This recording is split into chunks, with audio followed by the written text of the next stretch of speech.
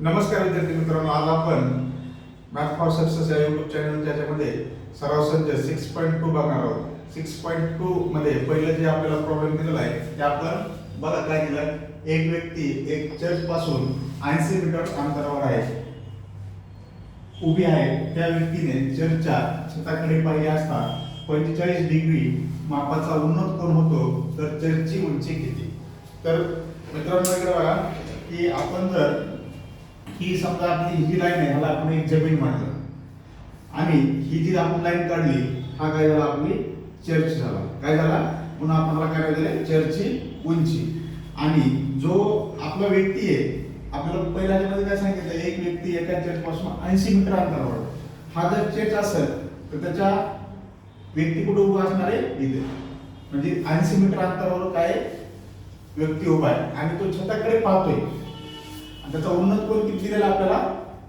45 degree Celsius. तर मग आपण इथं एक डायग्राम केली. त्याला AB म्हणजे काय आपली चर्चची उंची आणि BC म्हणजे काय चर्च आणि व्यक्ती यांच्यामधील अंतर, जे की आपल्याला दिलेले किती दिलेले आहे? 80 मीटर. म्हणून आणि जो अँगल क्रिएट झालेला आहे तो किती दिलेला आपल्याला? 45 अंश.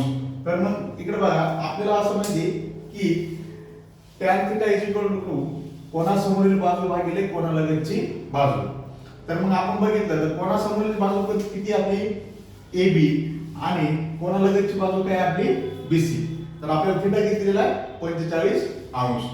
तर तुम्ही जर त्रिकोणामध्ये या चॅप्टर मध्ये पहिल्या ह्याच्यामध्ये बघितलं तर तुम्हाला tan 45 अंशची किंमत किती दिलेली?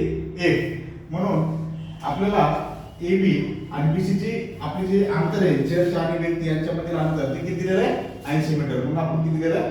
80. आणि 80 हे भागाकारामध्ये इकडे गेल्यास कशामध्ये जाणार आहे? गुणाकारामध्ये. 1 × 80 = AB.